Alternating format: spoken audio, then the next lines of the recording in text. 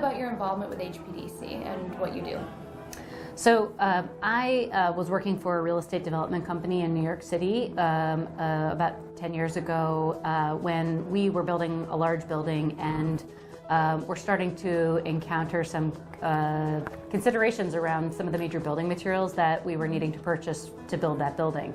And we started to realize through interactions with our contractors and our design team that there really were some issues around material health that weren't being considered in the selection of the materials that we were buying to build the building. Mm-hmm. And not only that, but there really wasn't a mechanism for obtaining that information. There was no standardized format for asking a manufacturer for what are the contents of your product and what are the health considerations associated with those contents. There were material safety data sheets and eventually SDS as well, but those really have different purposes than what the HPD has. So luckily I found a group of other people that were also realizing that this was needed around the same time, and all of us got together to form what eventually became the Health Product Declaration, and then the Health Product Declaration Collaborative to nurture the progress of the HPD.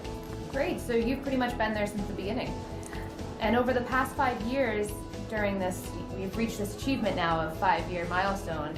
What do you feel are some of the greatest achievements that HPDC has been able to make during that time?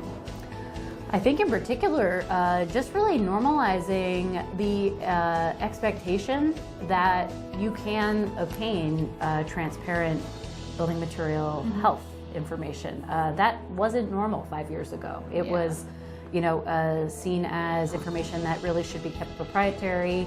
And I think now in this age of really a lot of data proliferation, I think it's starting to become just normal that transparency is a part of the data set that you obtain whenever you're choosing building materials. And I think that's it can start to seem kind of normal right now, and yet just looking back to not that long ago, 5 years ago, it was so not normal, and it was a little bit of a gamble to establish a standard like this to say, hey, this is what we really want. We hope that it'll be that manufacturers will work with us to provide this, and lo and behold, they really have. And I think it's remarkable that manufacturers have taken that leap. So now that we've reached the milestone of 5 years, where do you see your vision for the next 5 years in terms of transparency and material health in the building industry? And what are some challenges we might face along the way? Well, I think that there is a lot of information starting to proliferate now on various building products in various divisions, and so I think that that's really key to then enabling optimization. And so my hope is for the next 5 years that we can really focus a lot on that optimization piece. I think it's still maybe we're a year or so away from really having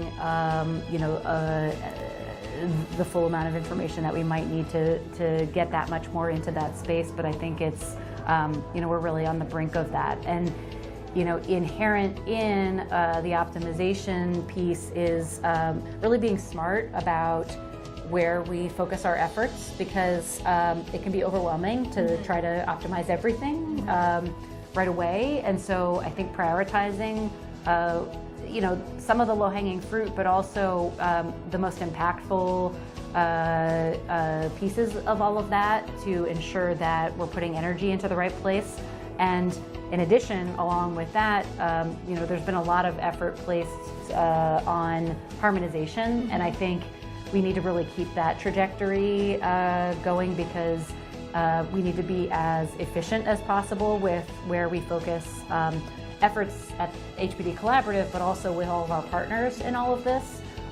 We want to make sure that HPDC is doing what it needs to be doing in a very focused way, and helping to orchestrate all of the different partners in the system to be working together to get to I think really what is a common goal that we all share, which is, really optimized building materials that are safer and cleaner.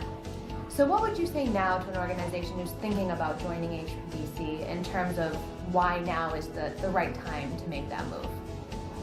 Well, I think that some of what the HPD Collaborative and HPDs provide for people is sometimes new for some entities, and I think getting engaged with HPD Collaborative as a member, first of all, provides really important access to the resources that can add the support system for actually using HPDs, creating HPDs.